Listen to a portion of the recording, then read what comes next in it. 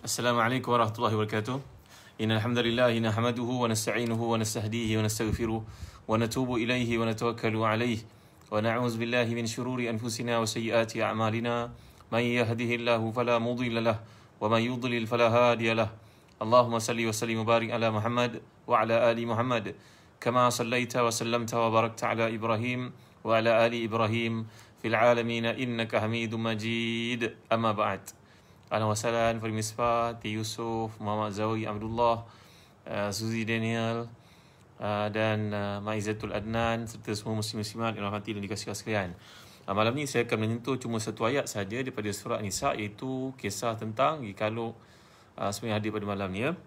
Satu kisah saja berkaitan dengan kejadian Nabi Isa AS. Apa kaitan ayat tentang Nabi Isa ni dalam kes kematian golongan lelaki sebagai syuhada dalam perang Uhud yang meninggalkan para isteri mereka bersama dengan anak-anak, dan kita telah bincangkan kedudukan anak yatim, pengurusan mereka dan sebagainya ya. Lili Osman semua, Hafizah Jazuri.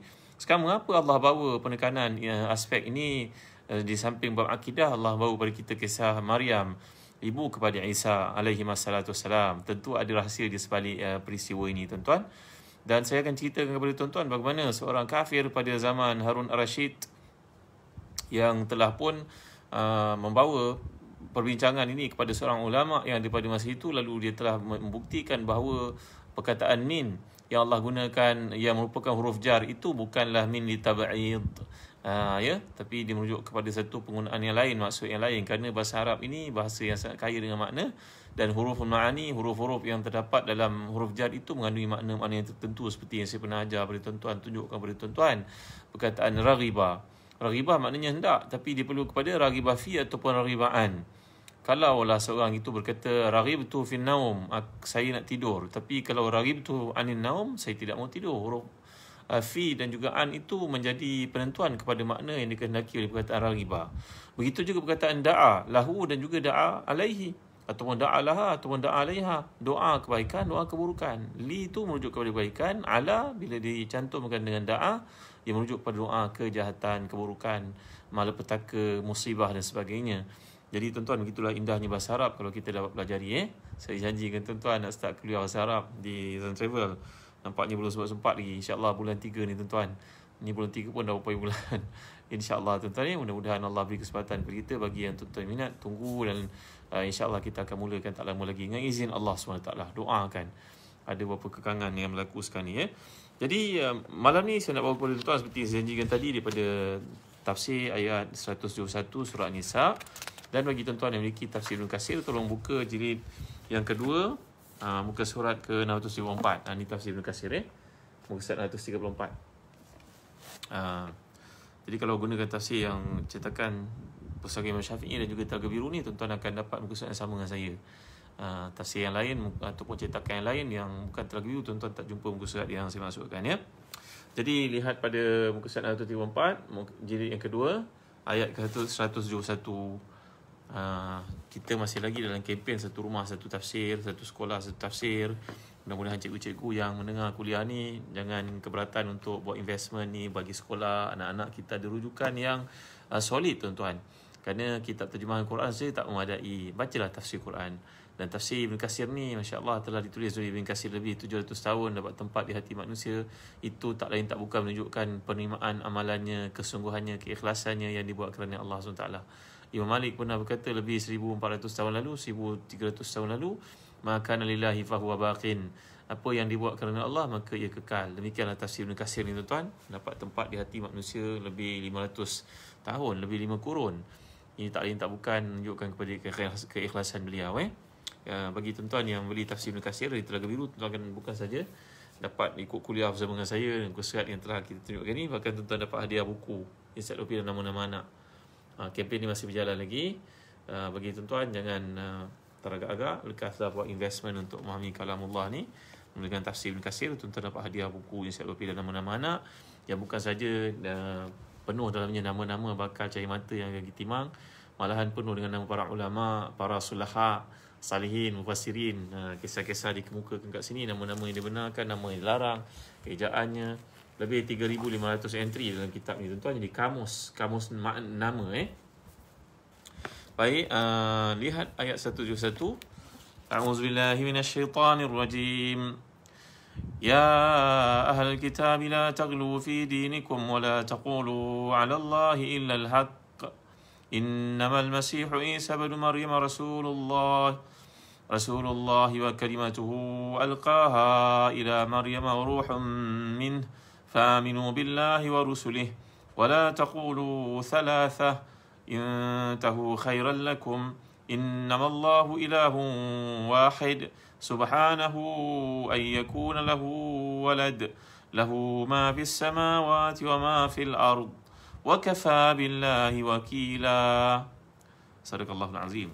Wahai ahli kitab, jangan kamu melampaui batas dalam agamamu dan jangan kamu mengatakan terhadap Allah kecuali yang benar. Sungguhnya Al-Masih Isa bin Maryam adalah utusan Allah yang diciptakan dengan kalimahnya yang disampaikannya kepada Maryam dengan tiupan ruh daripadanya.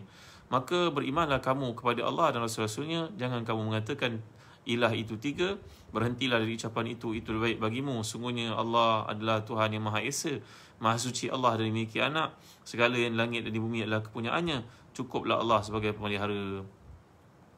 Baik, tuan-tuan dan hadirin sekalian, jangan lupa untuk share video kita. Tolong tuliskan mengenali Nabi Isa dan Maryam lebih rapat. Lepas tu tag lah kawan-kawan kita. Cuba buat sikit. Semalam Ustaz Syed Noor Hisham ajar saya bagaimana nak meminta tuan-tuan untuk share video ni.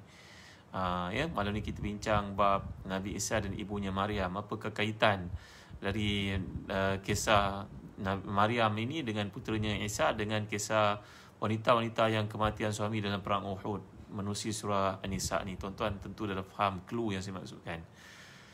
Boleh tuan-tuan, tolong share siap-siap, bagi kepada mereka satu kata-kata yang menarik, tashwiq orang Arab kata, supaya tertarik mereka untuk mendengar kuliah ni. Ketahui kedudukan Isa bin Maryam dan apakah kaitan Allah membawakan kisah Maryam ini dalam surah An-Nisa.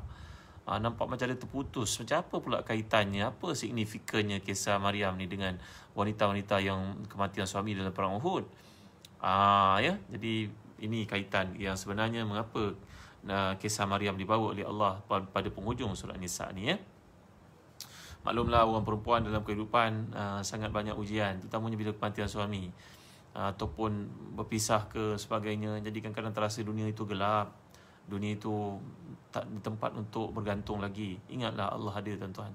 Sebagaimana hebatnya ujian perempuan, ujian wanita yang kehilangan suami sama ada dengan perceraian atau kematian, ingatlah Isa bin Maryam lebih hebat ujiannya. Dituduh oleh orang Yahudi sebagai wanita penzina, tak ada siapa nak membela beliau, tuan-tuan.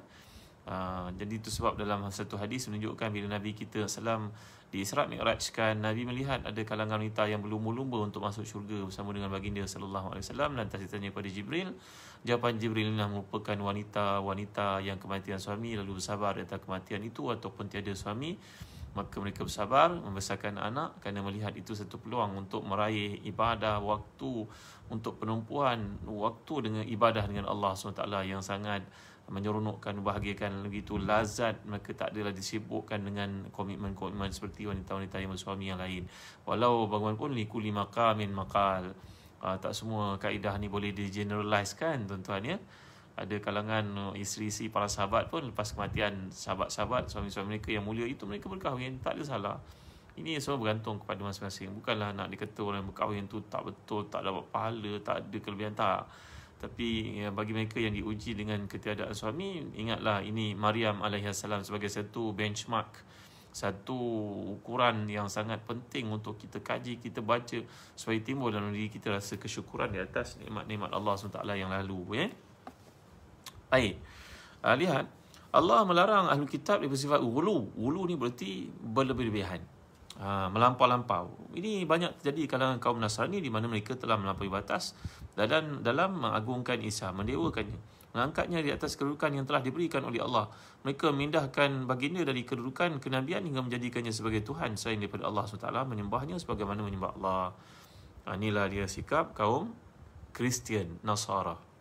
Bahkan mereka berlebihan pula dalam memuji pengikut-pengikutnya yang diduga berada di atas agamanya, mengakui keterpeliharaan al-isma serta mengikut apa sahaja mereka katakan, baik perkara yang hak ataupun yang batil. Kata Imam Qurtubi ni rujukannya sangat solid kerana beliau berada di Spain dan mengalami zaman bagaimana orang-orang Kristian membunuh ramai-ramai orang Islam, tuan-tuan, sehingga beliau dengan kakaknya sampai terpaksa pergi ke lautan untuk mengelakkan diri mereka daripada dimurtadkan. Dan Imam Al-Qurtubi menceritakan bagaimana beliau membaca ayat yang Nabi SAW bacakan ketika baginda berhijrah itu, ja'alna min baini aydihim sadda wa min khalfihim sadda fa'aghshaynahum fahum la yubsirun.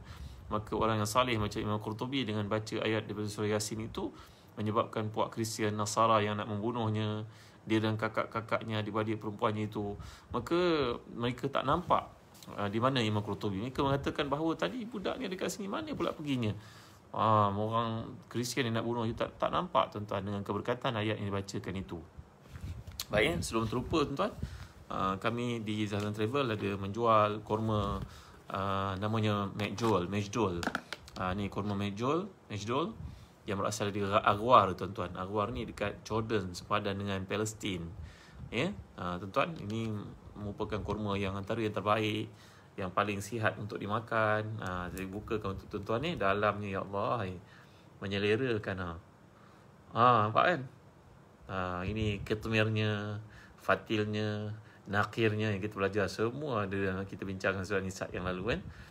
Itulah sebabnya tak mustahil Nabi kita SAW makan sebutir kurma ni bersama isinya Aisyah radhiyallahu anha untuk berpuasa dan menjadikan dia berbuka puasa. Kalau gini gayanya besar ni, tuan-tuan, tentu ia penuh dengan zat, vitamin yang sangat menyegarkan untuk kita berpuasa. Tak payah makan benda lain. Tambahnya kalau kita tak sempat untuk masak waktu sahur, waktu nak ibadah itu, fokus untuk ibadah, makan ni cukup. Sebiji, 2 biji, 3 biji. Mereka kata kalau makan sebiji, dia jadi bekalan tenaga untuk kita. Makan 2 biji jadi glukos. Wallahu'alam. Belum ada kajian dibuat ni, orang katalah. Itu sebab Nabi SAW menyuruh kita untuk makan kurma ajwa. Ni pun kami ada jual di Zazan Travel. Ajwa Rasulullah. Ni berasal dari Madinah, tuan-tuan. Kami baru sampai dari Madinah. Sentiasa ada stok yang sampai, alhamdulillah. Ni kurma ajwa namanya, yang Nabi nyatakan, man tasabbaha bi sab'i tamaratin ajwatan lam yadurru sumun wa sihrun. Bagi tuan-tuan yang belum pernah menikmati kurma ajwa, dapatkan daripada Zazan Travel, fresh from the farm, tuan-tuan, dari Madinah. Yang Nabi nyatakan siapa yang menikmatinya, makan 7 biji setiap pagi, akan selamat dari racun dan juga sihir.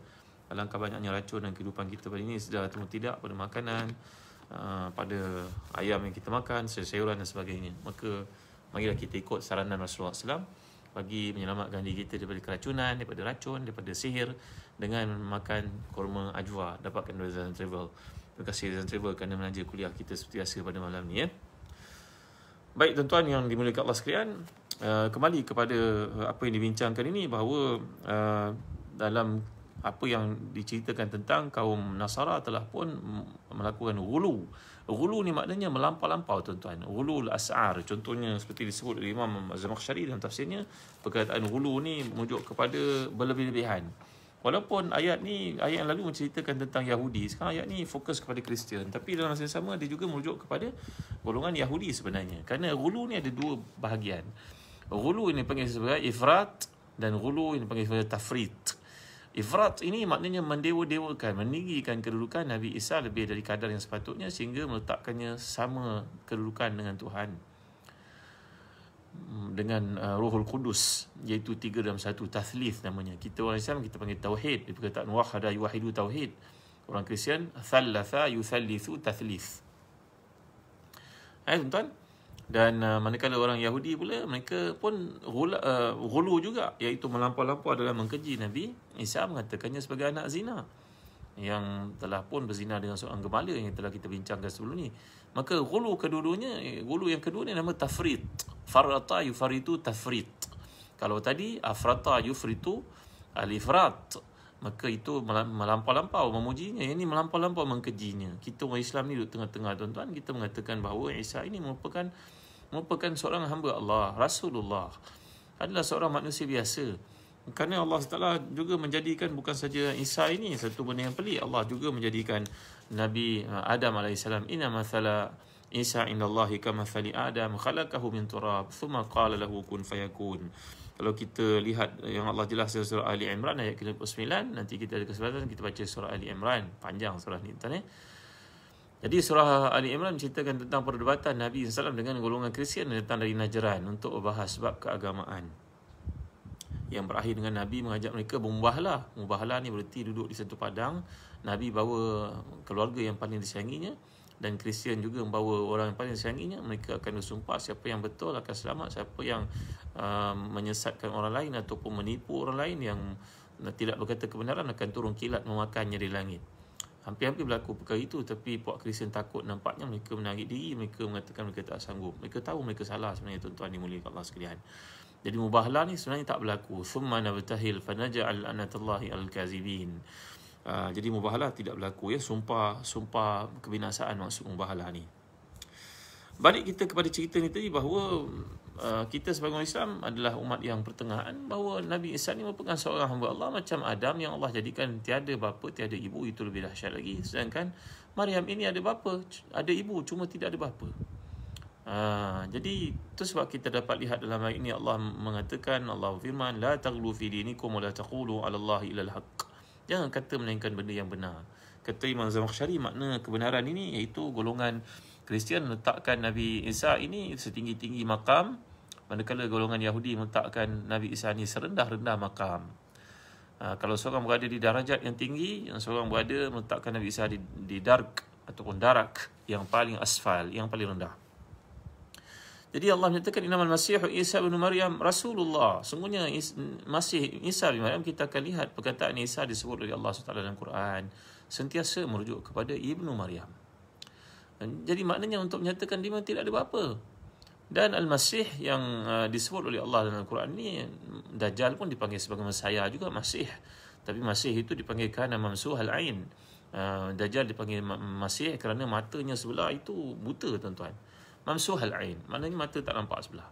Tapi Nabi Isa ni panggil Masih kerana Nabi Isa ini mampu untuk menyapu seseorang yang buta lalu matanya menjadi celik, menyapu orang kusta maka dia sembuh, menyapu orang mati pada badannya itu dihidup balik semula. Ini kelebihan yang ada pada Nabi Isa. Jadi penggunaan Masih untuk Nabi Isa adalah satu pujian, keberkatan, manakala penggunaan Masih untuk Dajjal adalah terminologi untuk penghinaan. Jadi Allah menyatakan si Ibnu Maryam, anak kepada Maryam. Maknanya dia tidak ada bapa yang namanya lelaki. Dia bukan terhasil dengan perhubungan seksual seorang lelaki dengan perempuan. Kerana ini merupakan satu tanda kekuasaan Allah SWT. Dan Al-Masih Nabi Isa ni dirujuk oleh Al-Quran kata Imam Qurtubi dengan beberapa panggilan dipanggil. Antaranya dipanggil Nabi Isa ni dengan nama Isa, dipanggil juga dengan nama Al-Masih, dipanggil juga dengan nama Kalimatuhu, dan dipanggil juga dengan nama Ruhum Minhu. Ruh.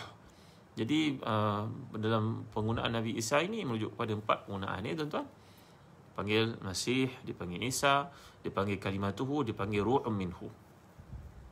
Inilah di antara kelebihan yang ada pada Nabi Isa alaihi salam. Kita tahu dalam ayat lain mengatakan wa tubrihul akmaha wal abrasa wa tuhil mauta bi izni.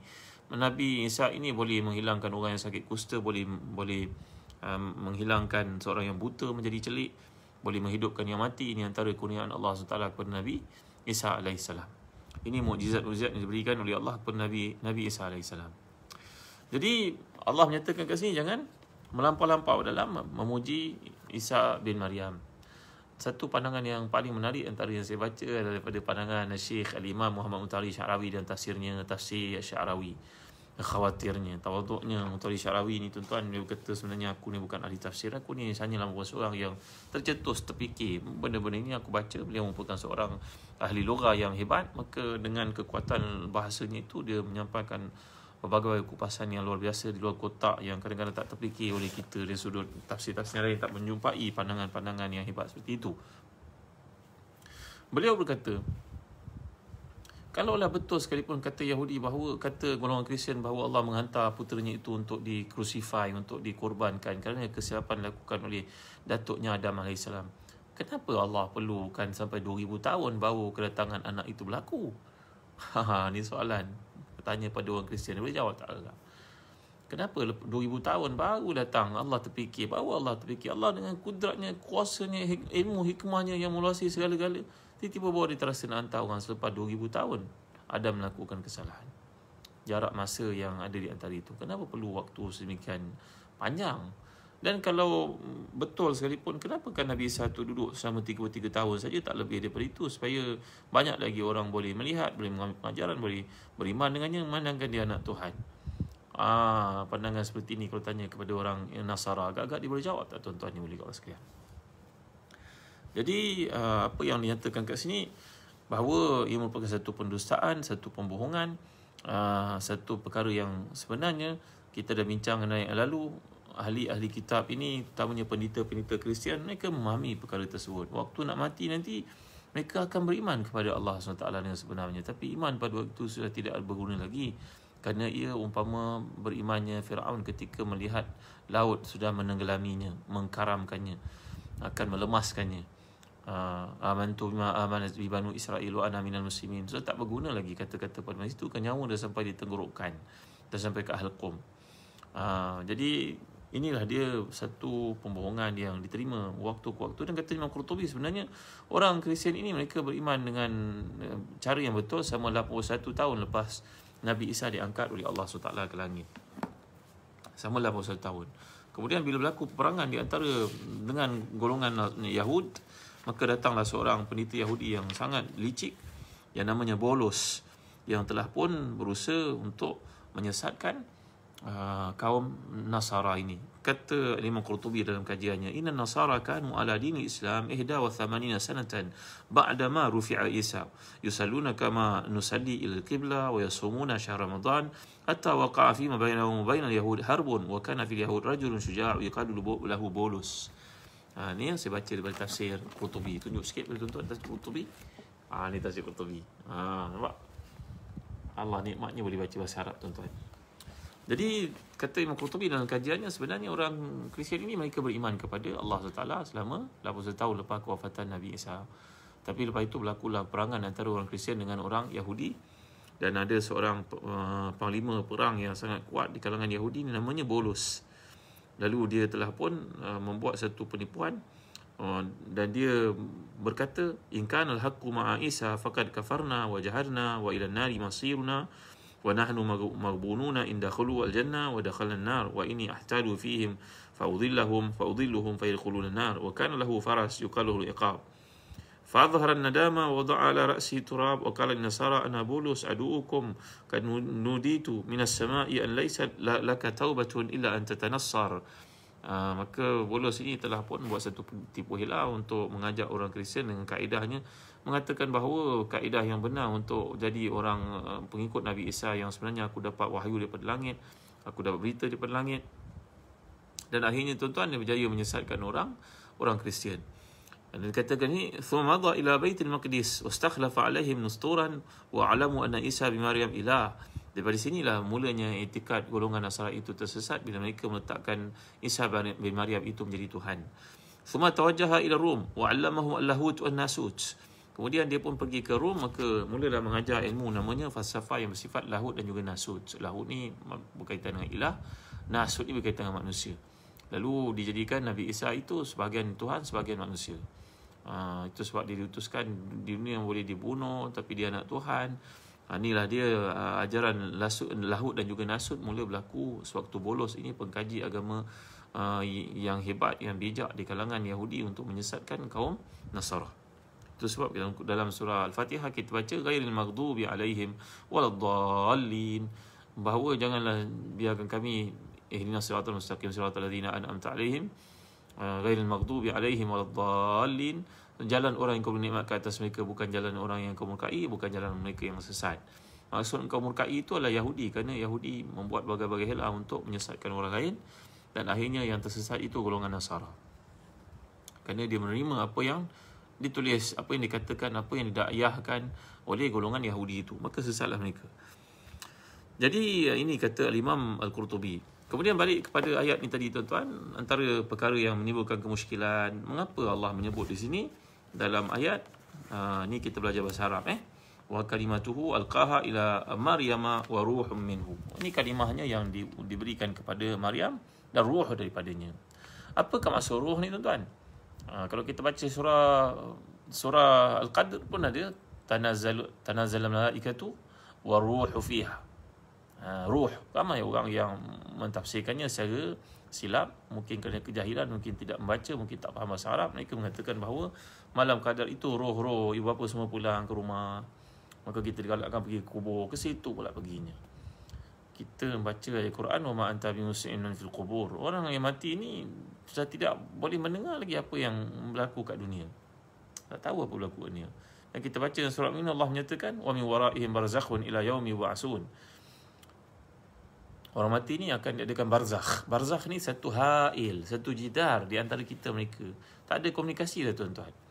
Dikatakan Imam Qurtubi dalam tarjihnya kepada ayat ini, bahawa seorang mati dia takkan tahu apa dah perkembangan berlaku pada keluarganya, isteri, anak-anaknya. Sehingga kalau seseorang itu mati, maka dia menunggu-nunggu. Andai dia dimasukkan di kampung orang beriman, iaitu kerana kesalihannya, dia berjaya menjawab semua soalan, dikemukakan mungkar nakir, dia masuk kalangan orang beriman. Kalla inna kitab al-abrar ila fi illiyin, kitab al-fujar ila fi sijin. Orang yang fasik, yang asin, musa, fusak, fasiqun dan juga kafirun, mereka akan diseksa dengan cara yang tertentu. Mereka berada di satu perkampungan yang lain. Maka orang yang telah mati ini akan bertanya kepada orang mati selepasnya. Mungkin 10 tahun, mungkin 20 tahun, mungkin 15 tahun, mungkin 5 hari, dia pun tak tahu. Tiba-tiba datanglah orang itu masuk ke perkampungan bersamanya. Kalau dia orang bertakwa, maka dia bertanya Fulan, Fulan, macam kenal muka kau ni? Ya, aku duduk kat mana? Aku duduk kat Pajajaran, contoh tuan. Pajajaran, patut jumpa selalu kat masjid. Ya. Kau ingat tak rumah aku? Ingat. Macam mana isteri aku? Dah kahwin lain. Dah kahwin lain. Tuan-tuan ni boleh kau sekalian. Pengetahuan kita sangat terbatas. Bila mati seseorang itu di akhirat, dalam barzakh, dah tak ada komunikasi lagi dengan apa yang ada di dunia. Anak isteri kita semua terputus, tuan-tuan. Maka ia akan dikhabarkan oleh orang mati selepas kita, kata Imam Qurtubi. Ya. Jadi balik kepada cerita ni tadi, perkataan roh dalam bahasa Arab bukan roh yang kita fahami dalam erti kata orang telah mati jadi roh. Itu satu perkara. Roh itu dia dengan jasad. Bila kita tidur pada waktu malam, itu sebab antara doa yang kita bacakan, in amsaktaha farhamha wa in arsaltaha fahfazha bima tahfazu bihi ibadakal salihin. Ya Allah, kalau roh ini engkau tahan, tak paliklah ke jasad ini, maka rahmatilah orang ini, rahmatilah aku yang mati ini. Kalau engkau lepaskan, maka jagalah aku, jagalah roh aku, jasad aku, sebagaimana engkau jaga orang yang salih. Maka roh itu pisah dengan jasad waktu kita tidur. Itu sebab Imam Ibn Qayyim menulis satu buku tajuk Ar-Ruh, bagaimana peliknya isu tentang roh ini. Yasalunaka 'anir ruh, qul ruhu min amri rabbi wa ma utitu min al-ilmi illa qalila. Kadang-kadang kita sampai di tempat, kita melihat seolah macam kita pernah berada je kat situ. Kita jumpa seorang tak pernah jumpa, rasa macam pernah jumpa je, mesra macam mana ni. Kerana roh itu ada satu ittihad, ada satu kesatuan perasaan sebenarnya. Balik pada cerita roh ni, kata Imam Qurtubi, sebenarnya ada banyak penjelasan tentang roh. Kamu kalau mengkaji bahasa Arab, kamu akan fahami bahawa roh ini merujuk kepada banyak perkara, bukan satu. Bukan yang kamu faham semata-mata. Iaitu kata beliau. Ya, saya sebutkan sini. Ruh minhu. Hadha alladhi awqa'a an-nasara fi idlal faqalu Isa juz'un minhu fajahilu wa dhallu. Wa anhu ajwatun bi thamaniya. Kata Imam Qurtubi, sebenarnya orang Yahudi Nasara ini tersesat kerana menganggap roh itu adalah roh Tuhan. Untuk pengetahuan kamu, roh ini dalam bahasa kami, bahasa Arab, kalau kajian merujuk kepada banyak perkara. Yang pertama, kata beliau, dia kata ada 8 kat sini. Mungkin saya tak sempat nak sebut semua, tuan-tuan ya. Jadi kata beliau ni, al-awwal kala Ubay bin Ka'ab. Ubay bin Ka'ab ni salah seorang sahabat Nabi yang sangat faqih, ahli Quran, muqri'ul Quran. Beliau yang baca Quran sampai menyebabkan Nabi menangis sallallahu alaihi wasallam. Dan beliau lah yang baca Quran ketika Nabi tersilap baca, tertinggal ayat. Ubay bin Ka'ab membetulkannya, radhiyallahu anhu arda, antara sahabat Nabi yang sangat faqih lagi alim ya. Bahawa perkataan roh ini, kata Ubay bin Ka'ab, sebenarnya Ubay bin Ka'ab musail, dia berkata sendirian tanpa rujukan kepada Nabi SAW. Jadi asar ni merupakan asar yang sahih. Beliau berkata, khalaqallahu arwaha bani Adam lamma akhaza alaihimul mithaq thumma raddaha ila sulbi Adam wa amsaka indahu ruha Isa alaihi salam. Sebenarnya Allah menciptakan roh kita ni semua sama sebaya, cuma peniupannya pada tubuh badan, macam kita belajar hadis itu, bila berlaku persenyawaan di antara sperm dengan ovum, maka Allah akan menghantar malaikat untuk meniupkan roh.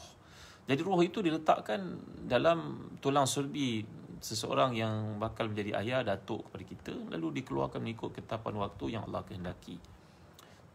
Tetapi ketika Allah menciptakan roh manusia ni, Allah simpan roh Nabi Isa itu di sisi ini. Dia tidak dimasukkan dalam sulbi mana-mana lelaki.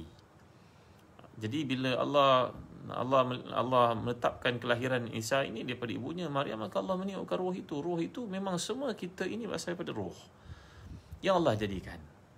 Jadi min ini bukan merujuk kepada tab'id. Dia merujuk kepada intihal ghayah. Ni bahasa Arab tuan-tuan ya.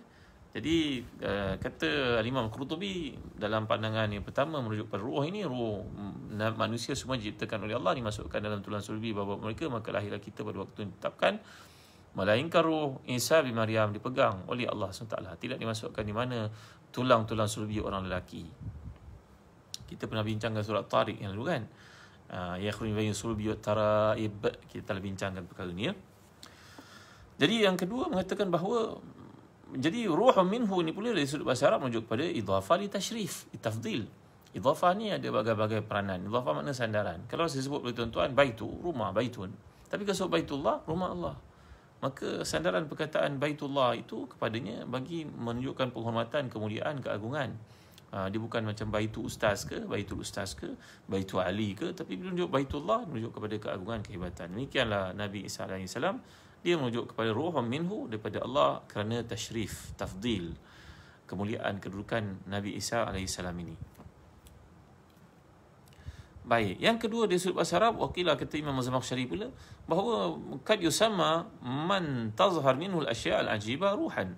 Dalam bahasa Arab, apa sahaja perkataan yang merujuk pada benda yang pelik, yang ajaib, yang hebat, yang mulia, yang agung, lain daripada yang lain, maka dia dipanggil ruh. Dipanggil ruh. Wa tudafu ila Allah azza wa jal fa yuqal hadza ruhun min Allah ay min khalqihi kama yuqal fi ni'mah.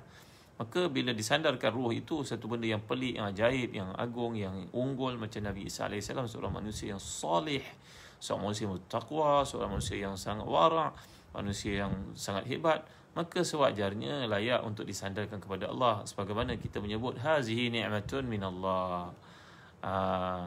Jadi bila kita sebut ini nikmat daripada Allah, maka ruh daripada Allah ini merujuk kepada satu keajaiban, peribadi, personaliti yang unggul macam beliau, macam baginda AS, maka sangat wajarlah, sangat munasabahlah, sangat wajar, sangat signifikan untuk disebut ruhun minhu.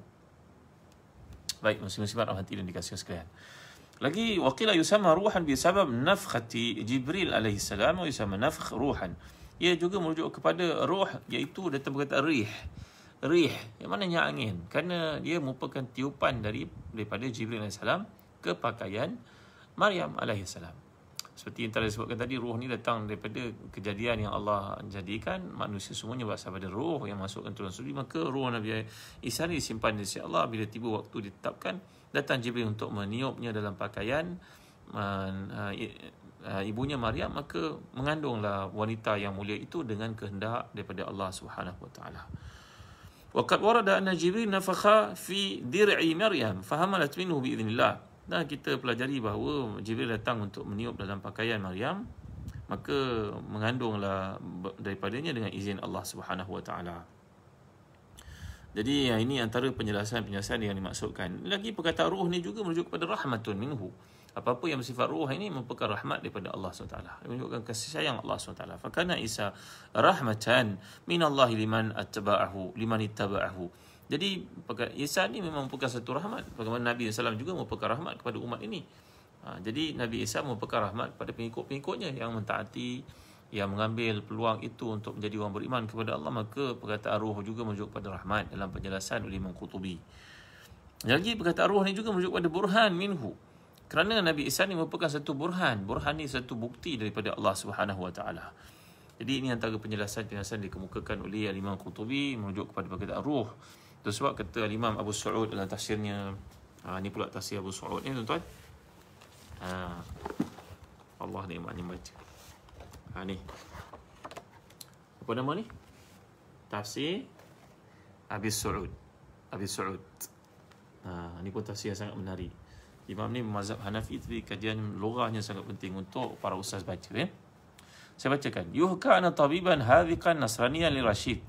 Nazara Aliya bin Husain al-Waqidi al-Marwidhi ذات يوم فقال له إن في كتابكم ما يدل على أن عيسى عليه السلام جزء من الله تعالى وتلا هذه الآية فقرأ الواقدي. Ada seorang doktor yang berkhidmat untuk kerajaan Islam Abbasiyah di bawah pimpinan Harun Rashid berkata kepada Harun Rashid, wahai Amirul Mukminin, saya nak tanya kepada tokoh Islam, ulama Islam, bukankah dalam Quran ada menunjukkan bahawa Nabi Isa itu diciptakan daripada Allah Subhanahu wa taala? Dia faham minhu. Min ini daripadanya. Sedangkan min saya ajar pada tuan-tuan di huruf ma'ani merujuk kepada macam-macam makna. Huruf jar ni ada berbagai-bagai makna. Kita tak boleh spesifik satu saja makna. Dia kena lihat in context. Maka beliau membacakan ayat ini, ayat yang kita bincangkan ni tuan-tuan ya. Itu ayat 101 ni. Bagaimana Allah SWT menyatakan wala taqulu thalatha intahu khairal lakum innamallahu ilahun wahid. Bagaimana sebelumnya Allah menyatakan innamal masihu Isa ibn Maryam rasulullah wa kalimatuhu alqaha ila Maryam wa ruhum minhu. Ruh daripadanya. Jadi doktor ni dia ahli perubatan. Dia memahami bahasa Arab, duduk dalam kerajaan Islam Abbasiyah. Dia ada kedudukan di hospital kerajaan, bahawa kerajaan Islam tak pernah zalim pun pada orang yang mempunyai keahlian, keilmuan macam kita kat Malaysia. Kita tak pernah zalim pada orang Hindu, pada orang Buddhis, pada orang Kristian. Kita tak pernah zalim. Terus mereka boleh menjawab jawatan penting. Jadi pilot boleh, jadi doktor pakar boleh, jadi ketua pengarah satu jawatan penting boleh, ketua seusaha kerajaan, jadi menteri, semua boleh. Kerana kita orang Islam memang bersifat rahmat kepada orang bukan Islam. Ini untuk pengetahuan tuan-tuan, ini bukan resis tau. Cuba kat negara lain boleh tak berlaku demikian? Agak-agak tuan-tuan, agak-agak. Amerika yang dikatakan negara paling maju dalam dunia tu, banyak orang Islam dianiaya, dinafikan hak, apartheid yang diamalkan, apartheid yang diamalkan. Apa tuan-tuan? Banyak bukti. Kita tak boleh, tak payah nak hitung, terlalu banyak bukti. Negara bukan saja negara bukan Islam saja, bukan dia akan aniaya orang Islam. Apa juga keadaannya. Tapi tengok daripada dulu lagi, kerana rahmat yang Allah bekalkan kepada orang Islam ni, walaupun dia bukanlah Islam sepenuhnya, tapi sedikit daripada amalan Islam ni menyebabkan dia kesian kepada orang lain. Dia tak ada aniaya orang lain. Dia bagi hak kepada orang lain. Kalau tak, macam mana orang-orang Cahaya Nun Ali boleh maju berniaga kat Malaysia agak? Bukan marah tuan-tuan, ni fikir tuan-tuan. Ada kita kacau mereka, rampas hak mereka, ada tak? Tak, macam mana boleh maju? Maka kalau berniaga tempat lain, dia boleh tak maju seperti itu. Ya, maknanya peluang diberikan, jangan sampai pijak kepala kita lah tuan-tuan. Kita ni jadi orang yang tak pandai, orang jahil, sampai memberi peluang kepada orang lain yang tak mengerti nikmat dan juga tak mengerti tentang kemudian, maka lain akan jadi kelak. Ini bukan amaran tuan-tuan, ini satu kenyataan. Jadi balik kepada ayat ni tadi, doktor ni berkata kepada Harun al-Rashid, Amirul Mukminin, saya nak tanya, dalam Quran ada menunjukkan bahawa memang Allah memperakui Isa itu daripada kejadiannya. Maka ulama yang ada ni bernama Ali bin Husain Al-Waqidi Al-Marwizi. Beliau ni merupakan seorang muhaddis yang berasal daripada kota Maru, dan beliau ni merupakan seorang yang sangat saleh, seorang yang bijak. Beliau ni dinilai sebagai saduq wa thiqah, maknanya seorang yang saduq. Kalau ilmu hadis orang ni panggil saduq, maknanya seorang yang benar, thiqah, maka hadis-hadis yang diambil. Ali bin Husain Al-Waqidi Al-Marwizi ni ketika ada dalam majlis itu ditanya, maka beliau pun membacakan ayat yang lain, bacakan ayat pada surah Al-Jathiyah, contohnya ayat 13, iaitu wasakhkhara lakum ma fis samawati wal ardi jami'an min, dan Allah telah menjadikan bagi kamu segala langit dan segala ada di bumi kesemuanya daripadanya. Maka Ali bin Husain bertanya kepada doktor Kristian ini, kau faham bahasa Arab kan? Kat sini kita semua cakap bahasa Arab. Bahasa Arab menjadi lingua franca pada masa itu tuan-tuan. Walaupun orang Parsi, orang semua cakap Arab. Kau faham kan ini? Faham. Apa maksud ayat ni? Bahawa adakah langit dan bumi semua itu daripada Allah SWT? Mana Allah sebahagian langit dan bumi? Macam mana tu? Maka perkataan min dalam bahasa Arab ini bukan merujuk tabi'i. Tabi'i ini makna ba'dun minhu, juzuk minhu, tak. Dia tak maksud begitu. Maka kau kena belajar bahasa Arab bahawa min yang dimaksudkan kat sini adalah merujuk kepada untuk menyandarkan, memuliakan Nabi Isa AS. Dan saya telah terangkan kepada tuan-tuan, kalau kita lihat dalam Al-Quran menceritakan nama Maryam ini 32 kali. Lebih banyak daripada yang terdapat dalam kitab Bible. Hanya 18 kali. Hampir 100% lebih. Kita ni lebih cinta Maryam daripada mereka tuan-tuan. Kena tahu. Sesekali tuan-tuan ada peluang, tuan-tuan rujuklah kepada YouTube yang disampaikan oleh Fadilatul Syekh Al-Imam Al-Akbar Dr. Zaki Naik, yang banyak menunjukkan kepada kehebatan perbincangan dengan ilmiah, sehingga si kafir tak mampu angkat muka untuk berdebat dengannya. Apa saja, daripada kitab Veda ke, daripada Bible ke, bahkan dia menghafal lebih hebat daripada orang-orang yang mengaku beragama dengan agama tersebut. Saya dah tengok ada masa tengok dalam YouTube, tambah ilmu lah, tengok benda-benda yang baru. Tengok orang-orang yang seperti itu untuk membuka minda. Saya tahu yang ada dalam kelompok menonton video ataupun Facebook saya ni di kalangan yang cintakan ilmu, suka benda-benda baru. Saya pun jadi takut nak sampaikan kepada tuan-tuan, melainkan saya kena baca tuan-tuan supaya dapat benda yang baru untuk disampaikan, tak adalah mengulangi benda yang sama. Ada peluang tuan-tuan tengoklah Dr. Zakir Naik sebagai contohnya, antara benda, kerana kita masyarakat majmuk, tak nak ada isu-isu yang kadang-kadang perlu pada penjelasan. Baik, bila Ali bin Husain Al-Waqidi ni menjelaskan demikian di hadapan Harun Ar-Rasyid, faqala izan yalzam an yakuna jami'u tilkal asya' juz'an minhu ta'ala Allahu 'uluwan kabira. Kalau engkau lihat ayat ini, engkau nak samakan minhu tu merujuk kepada Allah, mana segala-galanya daripada Allah, segalanya sebahagian daripada Allah, lagi bumi semua sebahagian daripada Allah. Adakah maksudnya gitu? Fangqata'an Nasrani fa aslam wa fariha Rashid farahan syadida. Maka menerimalah si Kristian itu hujah ini, dia pemasuk Islam. Dia kata ni yang sama, ini istishkal di depan saya. Kerana orang mencari kebenaran pasti akan diberi hidayah oleh Allah, tuan-tuan. Yang tak mencari kebenaran, yang hidup dalam penipuan dan menipu diri sendiri, mereka tak akan dapat hidayah daripada Allah lah. Tulislah apa-apa sekalipun untuk puji apa yang kamu imani, hati kamu berkecamuk, hati kamu pun tak jelas, kamu tak mau cari kebenaran, kerana kehidupan selain daripada Islam adalah syahwat. Kerana dia tak ada satu kaedah yang jelas, tak ada satu penjelasan yang jelas tentang perjalanan ke akhirat, melainkan yang terdapat dalam Islam, tuan-tuan. Hanya Islam saja bawa penjelasan paling jelas, macam mana nak hidup kat dunia, macam mana nak hidup kat akhirat, jelas semua. Kalau orang-orang yang mengaku mereka sebagai Kristian, andai dia pergi kerja, datang kawan baiknya ke rumah, isinya kat rumah, boleh sambut, masuk rumah, duduk, sembang. Kadang tak ada penjelasan dalam kitab Bible itu, larangan untuk seorang perempuan. Ada, tapi mereka tidak faham. Benar, orang perempuan yang membuka rambutnya hendaklah cukur rambutnya sebagai satu hukuman bagi menampakkan pengharaman membuka rambut. Tapi adakah diamalkan oleh orang Kristian, soalannya? Larangan untuk makan babi ada disebut dalam Bible, tapi kenapa orang Kristian makan babi? Mereka tidak faham apa terdapat dalam Bible itu. Maka dalam Islam semuanya jelas. Tuan-tuan dimuliakan sekalian, macam mana jahil sekalipun seorang Muslim itu tahu babi itu haram, tuan-tuan. Macam mana jahil seorang Islam itu dia tahu bahawa minum arak itu haram, cuma dia tak mampu nak tinggalkan. Mungkin kerana dah terlalu lama, mungkin kerana itu dibayangkan kebanggaan, tapi dalam hatinya tahu itu satu kesalahan sebenarnya. Berbeza daripada agama lain, mereka tak ada satu penjelasan. Kalau ada pun dia keserabutan, dia tidak faham sebenarnya. Subhanallah, masya-Allah, tabaraka wa taala. Maka dalam kes ini, fangqata'an Nasrani fa aslam wa fariha Rashidu farahan syadida. Bila dia mendapat penjelasan itu, dia pun tak ada pilihan yang mengucapkan syahadah masuk Islam. Gembiralah Harun Ar-Rasyid dengan kegembiraan yang amat sangat. Maka dia beri hadiah yang banyak kepada Al-Waqidi di atas pemahaman yang telah diberikan itu, disampaikan itu, sehingga menyebabkan si Kristian ini masuk Islam. Baik, muslim-muslimat hati dan dikasihi sekalian. Seterusnya kita lihat perkataan yang Allah nyatakan pada ayat 171 ini.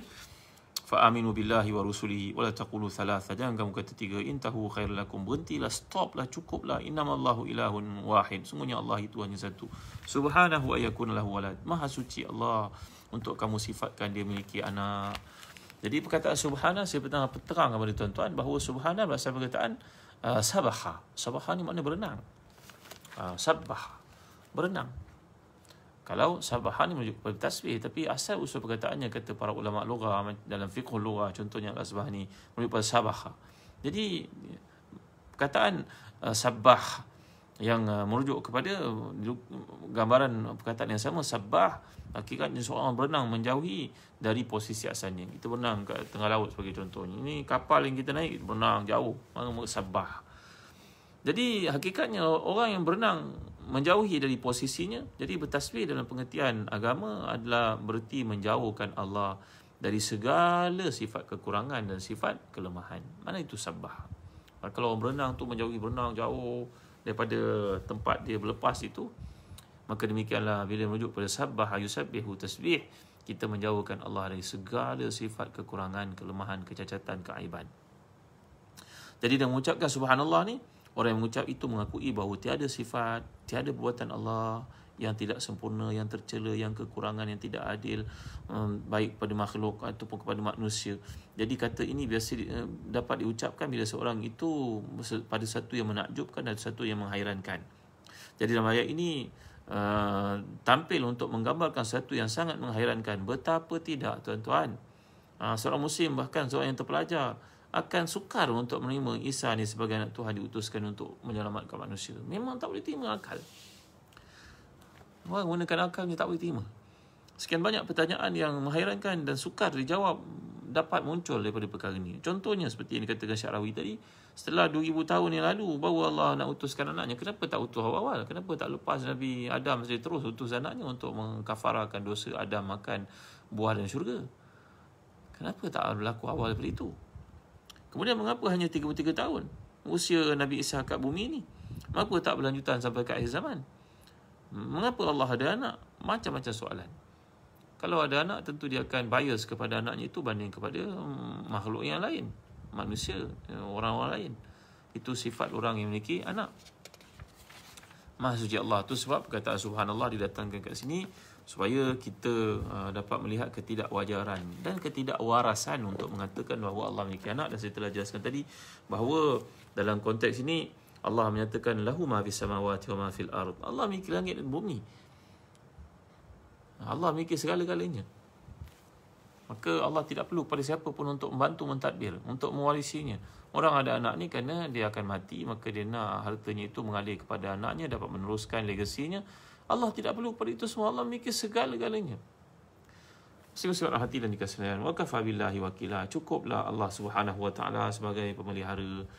Jadi dalam ayat ini kita dah buat perkaitan bahawa ayat ni mempunyai, surah ini secara umumnya berkaitan dengan kematian ramai para syuhada, sahabat-sahabat Nabi yang meninggalkan di belakang para isteri dan juga anak-anak yatim.